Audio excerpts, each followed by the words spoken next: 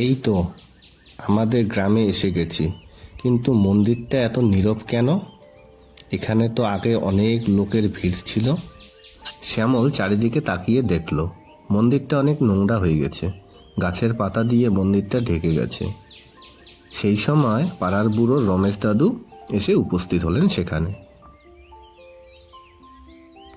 তুমি কে বাবা? আগে তো দেখিনি।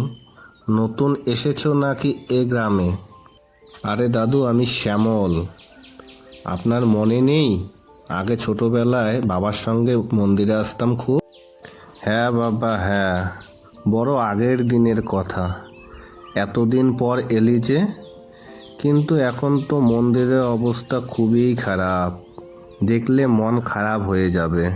কিন্তু দাদু, এই মন্দির ছিল এই গ্রামের প্রাণকেন্দ্র, এখন এই অবস্থা কেন? এইভাবে প্রথম দিন কেটে গেল। পরের দিন সকালে গ্রামের সকলে এক জায়গায় একত্রিত হলো এবং আলোচনা করছিল। সেই সময় বোজেশ বলল, এই মন্দিরে এখন আর কেউ আসে না। জমিটা ফেলে রেখে লাভ কি? এখানে যদি একটা গুদাম ঘর বানাই তাহলে গ্রামের সবারই উপকার হবে।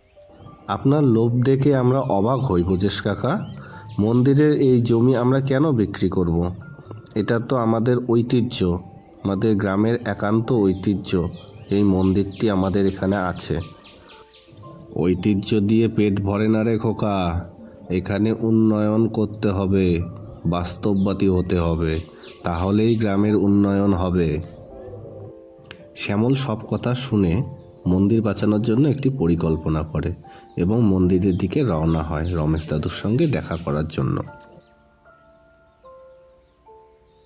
রমেশ দাদুর সঙ্গে দেখা করে শ্যামল বলল, দাদু, আমরা যদি এই মন্দিরকে রক্ষা করতে চাই তাহলে আমাদের এখানে একটি পাঠশালা আর একটি চিকিৎসা কেন্দ্র গড়ে তুলতে হবে। তাহলে মানুষের যাতায়াত শুরু হবে, তাহলেই আমাদের মন্দিরটি রক্ষা হবে। না হলে বোজেশ কাকা এখানে একটি গুদাম ঘর তুলে নেবে। তোর কথা ঠিক রে দাদু ভাই, তবে এতে অনেক লোকের দরকার হবে। সে হয়ে যাবে দাদু, তুমি চিন্তা করো না। পরের দিন গ্রামের সকলে মিলে মন্দিরটিকে পরিষ্কার করলো এবং সেই মন্দিরকে আগের মতো গড়ে তুললো। আর সেই দেখে বোজেশ কাকা সেখান থেকে হেঁটে হেঁটে পালিয়ে গেল। শেষে অচিন্ত শ্যামলকে ডেকে বলল, তুমি আমাদের চোখে আঙুল দিয়ে দেখালে শ্যামল। আমরা যদি গ্রামবাসীরা সবাই মিলে ঐক্যবদ্ধ থাকি তাহলে আমাদের গ্রামের কেউ ক্ষতি করতে পারবে না।